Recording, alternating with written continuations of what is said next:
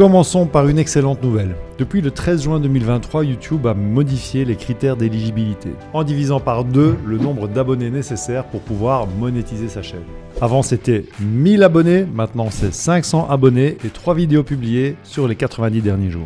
Et 3000 heures de visionnage cumulées sur les 12 derniers mois. Ou alors 3 millions de shorts vus sur les 90 derniers jours. Soit l'un, soit l'autre. Vous pourrez alors rejoindre le programme partenaire de YouTube. YouTube va placer des publicités sur vos vidéos au début, au milieu et à la fin. Et vous payez une partie de ces revenus. On va voir justement combien ça rapporte et pourquoi certaines chaînes YouTube gagnent plus avec moins de vues. Je vous montrerai quelles sont les niches YouTube qui peuvent vous faire gagner jusqu'à 10 fois plus que la moyenne et les techniques que vous pouvez utiliser pour augmenter encore plus vos revenus avec le programme partenaire YouTube. Si ça vous semble difficile d'atteindre les 500 abonnés et 3000 heures de visionnage, je vous invite vraiment à rester jusqu'à la fin de la vidéo parce que je vous montrerai comment y parvenir plus rapidement que vous ne pensez, même si vous avez peu d'abonnés. Alors combien YouTube paye pour 1000 vues cette année? Pensez-vous qu'il soit plus facile ou plus difficile de monétiser votre contenu cette année par rapport à avant? Excellente question! Sur l'année 2023, notre chaîne a fait 4,6 millions de vues et cela m'a rapporté 18 084 €. Ça fait une moyenne de 3,95 € pour 1000 vues. Si on compare ça avec l'année 2022, on a 3,2 millions de vues pour 13 162 €. Donc on arrive à 4,11 € pour 1000 vues. C'est assez stable finalement d'une année à l'autre.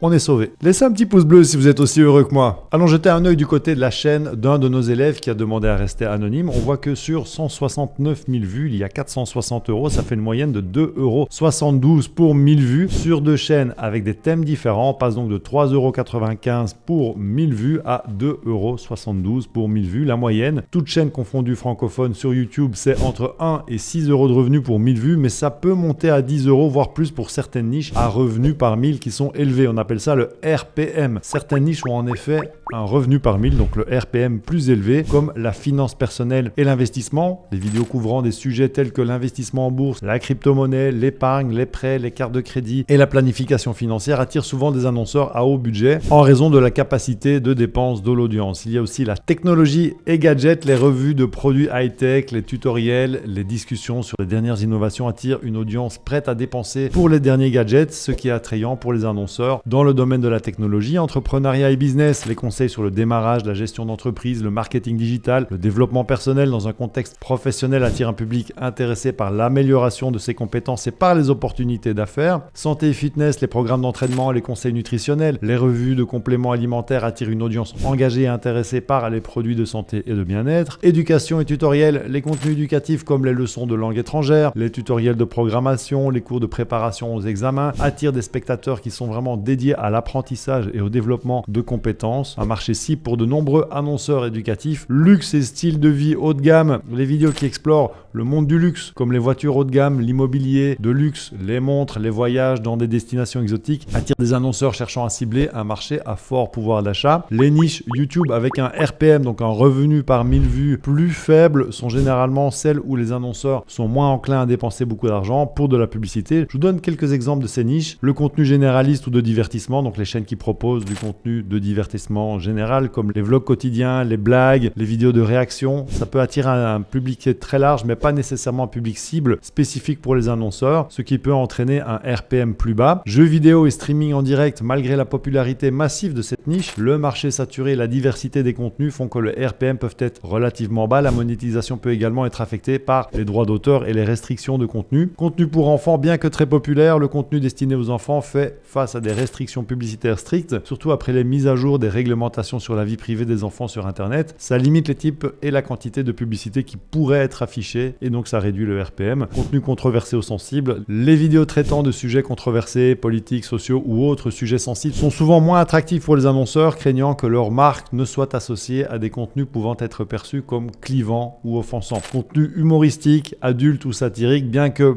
populaire auprès de certains publics. Ce type de contenu peut être difficile à monétiser via des publications en raison de la restriction d'âge, de la prudence des annonceurs concernant leur image de marque. Musique et reprises, les chaînes qui publient des reprises de chansons ou de contenu musical non original peuvent rencontrer des problèmes de droits d'auteur, ce qui peut limiter les options de monétisation et réduire le RPM. Au-delà du choix d'une niche plus rentable, vous pouvez augmenter les revenus de votre monétisation en augmentant la longueur de votre vidéo. Au plus elle est longue, au plus YouTube peut insérer de publicité pendant la vidéo. vidéo. La preuve, le revenu par 1000 vues de cette vidéo qui dure plus de 35 minutes est de 5,19 €, alors que le RPM de cette vidéo qui dure 2 minutes 25 est de seulement 2,88 €. Autre manière d'augmenter vos revenus, c'est de cibler le lieu où la vidéo est regardée. Les pays avec un pouvoir d'achat plus élevé sont plus attrayants pour les annonceurs. Bah oui, donc les États-Unis, le Royaume-Uni, le Canada, l'Australie ont une grosse valeur publicitaire. Si vous produisez du contenu en anglais sur des sujets tels que la technologie, la finance personnelle ou la santé, votre monétisation pourra monter jusqu'à 30 € pour 1000 vues. Les pays francophones, souvent considérés comme les plus rentables, sont la France, le Canada, la Belgique, la Suisse, le Luxembourg. Alors c'est pas évident, mais vous pouvez essayer de les cibler en couvrant des événements régionaux ou en créant du contenu qui résonne avec les défis et opportunités uniques de ces communautés. 50% de mes vues sont faites en France, alors que je suis belge. Ça coûte 12 € pour 1000 vues aux annonceurs qui veulent faire de la pub sur mes vidéos. D'ailleurs, donc on appelle ça le CPM, c'est le coût par 1000. Donc le prix que les annonceurs sont prêts à payer pour apparaître sur vos vidéos. C'est ce que vos vidéos valent sur le marché de la publicité. C'est un petit peu cruel. Le type d'annonceur qui cible vos vidéos aura aussi de l'influence. Donc ceux qui vendent des montres de luxe pourront mettre plus de budget que ceux qui vendent du dentifrice. Si vous choisissez une niche à valeur élevée comme celle qu'on a vue plus haut, ça va attirer naturellement des annonceurs à budget élevé. Maintenant, pour attirer ce genre d'annonceurs, il faut vraiment que votre image de marque soit premium avec un contenu de qualité supérieure. Autre manière d'augmenter vos revenus, l'âge des spectateurs. En fait, les personnes plus âgées ont un job et elles ont tendance à cliquer sur des annonces et à acheter des trucs. D'ailleurs, je crois que nos miniatures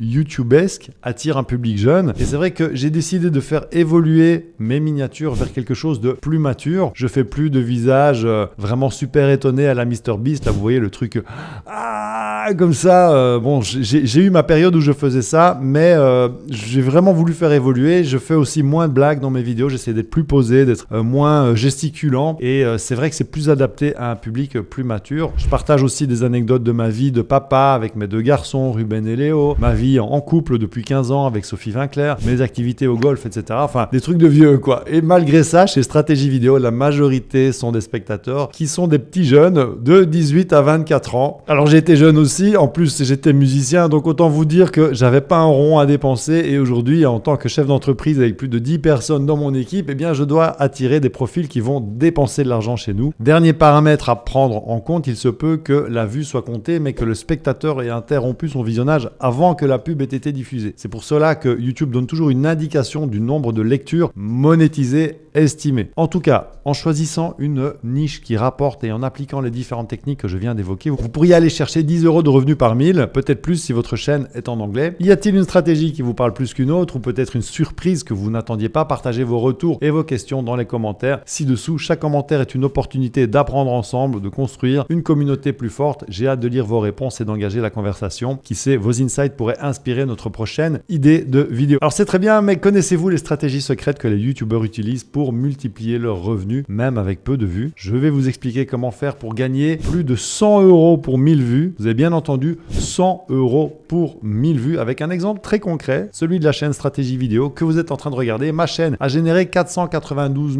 806 € de revenus en 2023 en faisant 4,6 millions de vues, ce qui équivaut à 107 € pour 1000 vues. On est donc très loin des 3,95 € pour 1000 vues générées uniquement avec le programme partenaire YouTube. Comment fait-on? On propose des formations en ligne comme notre formation accélérateur YouTube pour faire décoller rapidement votre chaîne YouTube, même si vous manquez de temps. On fait des audits de chaîne. On propose des produits numériques comme des écrans de fin, des overlays OBS, des effets sonores pour vos montages vidéo, mais aussi des coachings. D'ailleurs, si un de ces produits vous intéresse, je vous invite à aller jeter un œil à notre boutique en ligne. Le lien est dans la description. On fait aussi du marketing affilié comme vidIQ, qui est un de nos outils préférés pour augmenter vos vues sur YouTube. Vous avez d'ailleurs un mois d'essai pour seulement 1 € en passant par notre lien qui est en description. Donc comme vous le voyez, la monétisation, c'est bien parce que c'est un revenu passif qui nous a quand même rapporté plus de 18 000 € en 2023. Mais je vous encourage vivement à mettre en place d'autres systèmes de monétisation. J'ai d'ailleurs publié une vidéo très complète avec beaucoup d'exemples de ce que mes élèves ont mis en place pour gagner de l'argent avec une petite chaîne YouTube. Et vous allez voir qu'on a des champions comme Cyril de la chaîne Nanakia qui a généré 154 000 € avec seulement 1500 abonnés. On l'écoute. Je dois avoir 1500 abonnés sur ma chaîne. Et on a regardé tout à l'heure, le chiffre d'affaires sur les 12 derniers mois, c'est 154 000 €. Il y a aussi notre élève Élise qui a fait 1,3 million d'euros avec seulement 5000 abonnés. Si, écoutez-la. La société, elle va terminer là, un chiffre d'affaires d'1,3 million.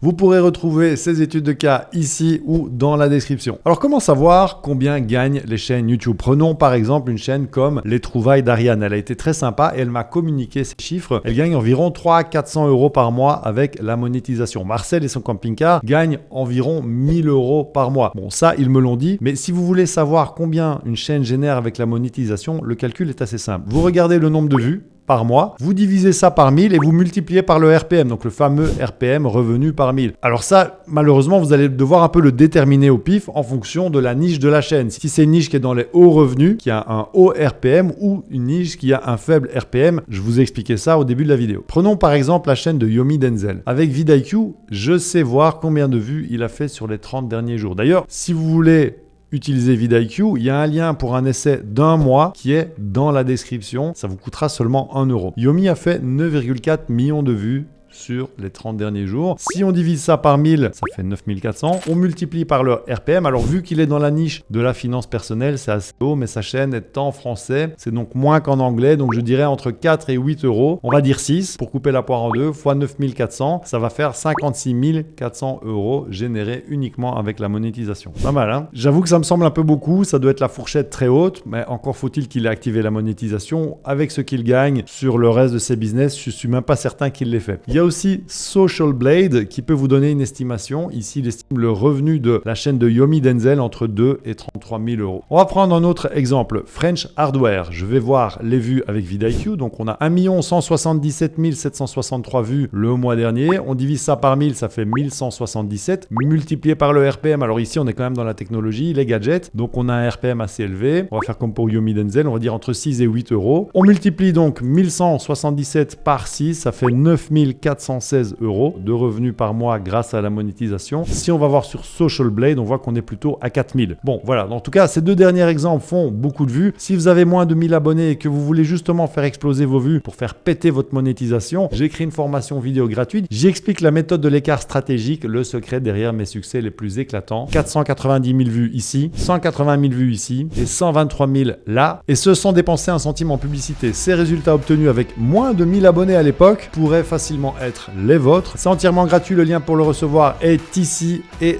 dans la description. Je vous recommande aussi de regarder cette vidéo pour savoir comment gagner de l'argent avec YouTube, même avec une petite chaîne, avec des méthodes qui sont différentes de celles de la monétisation. À bientôt, ciao.